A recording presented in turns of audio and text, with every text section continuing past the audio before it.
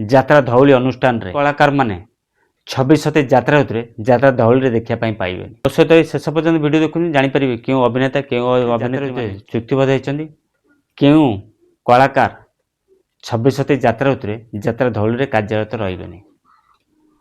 ଚାଲନ୍ତୁ ଡେରି ନକରି ଭିଡ଼ିଓଟି ଷ୍ଟାର୍ଟ କରିବା।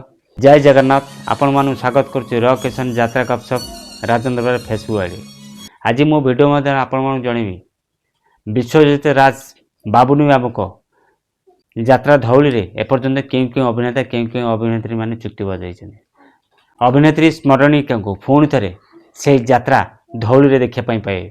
ଅଭିନେତ୍ରୀ ବେବିନା ମଣ୍ଡଳକୁ ପୁଣି ଥରେ ସେହି ଯାତ୍ରା ଧଉଳିରେ ଦେଖିବା ପାଇଁ ପାଇବେ। ଷ୍ଟାଇଲିଶ ହିରୋ ରୁଦ୍ରଙ୍କୁ ପୁଣି ଥରେ ସେହି ଯାତ୍ରା ଧଉଳିରେ ଦେଖିବା ପାଇଁ ପାଇବେ। ଚକୋଲେଟ୍ ହିରୋ ଦୀପୁ ସାହୁଙ୍କୁ ପୁଣି ଥରେ ସେ ଯାତ୍ରା ଧଉଳିରେ ଦେଖିବା ପାଇଁ ପାଇବେ। ଅଲରାଉଣ୍ଡର ଆକ୍ଟର ଲକ୍ଷ୍ମୀଧରକୁ ପୁଣି ଥରେ ସେହି ଯାତ୍ରା ଧଉଳିରେ ଦେଖିବା ପାଇଁ ଆପଣମାନେ ସମସ୍ତେ ପାଇବେ। ଅଭିନେତା ଆକାଶ ନନ୍ଦକୁ ପୁଣି ଥରେ ସେ ଯାତ୍ରା ଧଉଳି ଅନୁଷ୍ଠାନ ଦେଖିବା ପାଇଁ ପାଇବେ ଆପଣମାନେ। ଭାଶିଷ କୁମାର 26 ଯାତ୍ରା ଋତୁରେ ଯାତ୍ରା ଧଉଳିରେ କାର୍ଯ୍ୟରତ ରହିବେ। ସିଙ୍ଗର ଓମ୍ ପ୍ରକାଶ ପୁଣି ଥରେ ସେ ଯାତ୍ରା ଧଉଳିରେ ଧୁମ୍ ମଚେଇବେ। କମେଡ଼ି ଷ୍ଟାର କାଠିଆଙ୍କୁ 26 ଯାତ୍ରା ଋତୁରେ ଯାତ୍ରା ଧଉଳିରେ ଦେଖିବା ପାଇଁ ପାଇବେ।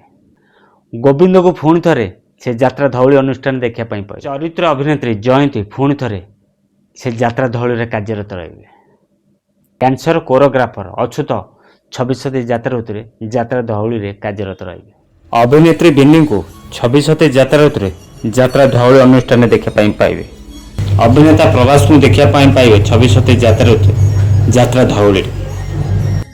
ମାନସକୁ ବି 26 ଯାତ୍ରା ଋତୁରେ ଯାତ୍ରା ଧଉଳି ଅନୁଷ୍ଠାନ ଦେଖିବା ପାଇଁ ପାଇବେ।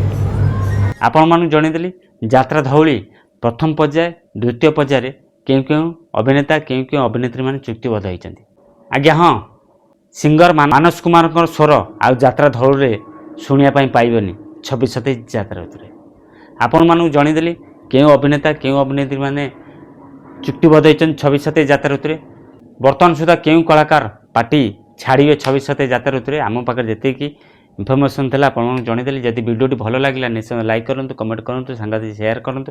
ଯଦି ନୂଆ କରି ଆମ ଚ୍ୟାନେଲରେ ଭିଡ଼ିଓ ଦେଖୁଛନ୍ତି ଆମ ଚ୍ୟାନେଲକୁ ସବସ୍କ୍ରାଇବ୍ କରି ରଖନ୍ତୁ। ଯଦି ଫେସବୁକ୍ ଦେଖୁଛନ୍ତି ଫେସବୁକ୍ ଆଇଡ଼ି ଫଲୋ କରି ରଖନ୍ତୁ।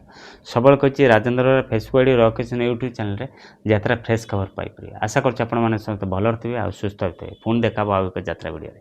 ଜୟ ଜଗନ୍ନାଥ।